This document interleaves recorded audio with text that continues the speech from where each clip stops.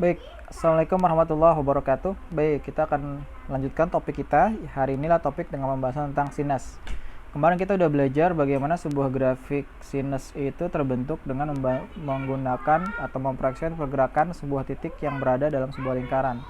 Sehingga kalau saya lihat, saya putar, ya. Nah, ini ada grafik, ada putaran. Yang kemudian putaran ini kita akan proyeksikan menuju sumbu mendatar. Jadi kalau itu kita gambarkan sebuah fungsi sinus, di mana fungsi sinus adalah perbandingan antara sisi yang berada di depannya dengan sisi miring. Ya, sisi miring ini berfungsi sebagai jajar. Maka kalau saya putar begini, secara perlahan kita lihat, wow, keren ya. Dia akan berputar dan membentuk proyeksi seperti ini. Ya, sehingga awal mula dari sinus adalah selalu memulai dari titik 0. Karena perbandingan sisi depan yang nggak ada berbanding sisi miring ya 0, pasti mulai gini. Nah, tuh kayak gitu ya.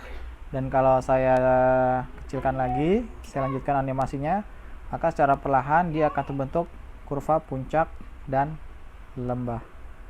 Seperti itu ya. Saya pause dulu, saya balikan lagi. Hari ini kita akan belajar tentang pembentukan grafik kosinus. Saya akan matikan dulu fungsi sinusnya, dan saya akan ubah kliknya menjadi fungsi kosinus. Oke, maka akan tampil warna garis biru di sana. Bagaimana kalau kosinus? Kosinus fungsinya hampir sama ya nak dengan grafik pembentukan sinus. Cuman bedanya adalah kita lihat grafiknya ya. Saya ingin kalian menyaksikan sendiri bagaimana perubahan yang terjadi. Saya akan coba jalankan animasi ini. Oke, saya ketik, kita lihat grafiknya yang ungu ya. Oke, kita pause dulu. Kalau kita lihat grafiknya, grafik kosinus itu bermula dari titik 1 atau titik puncak. Ya, kayak gitu. Sehingga membentuk yang namanya dari puncak kemudian turun menuju titik 0, kemudian menuju lembah. Ya, itu beda. Kenapa? Karena kosinus itu perbandingan antara sisi yang di samping dengan sisi yang ada di sisi miring. Ya, kalau sampingnya ada, contohnya misalnya saya putar seperti ini. Nah, ya. Sisi sampingnya adalah 1 R, sepanjang R, dan sisi sampingnya R, dan sisi dampingnya R, maka 1 dibagi 1 dengan 1, maka dia mulai dari titik puncak. Maka proyeksi grafiknya kayak gini. Saya putar perlahan.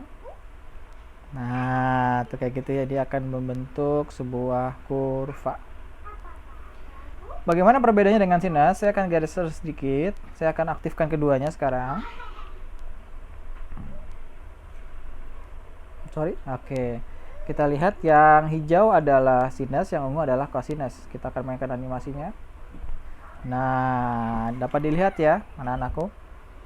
Oke, saya pause. Jadi bedanya adalah bahwa grafik sinus yang hijau ini bermula di titik 0, sedangkan yang kosinus bermula dari titik 1. Kalau kita acuannya adalah garis tegak lurus. Kalau semu mendatar sama ya, bilangan realnya atau domainnya sama 0, cuman daerah hasilnya itu beda. Kalau sinus bermula dari 0 juga, awalnya 0, titiknya 0. Kalau kosinus awalnya 0, hasilnya adalah 1, sehingga grafiknya seperti ini.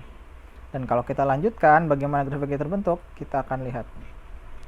Lanjutkan gambarnya. Nah, secara perlahan dia akan membentuk sebuah grafik. Oke, saya pause.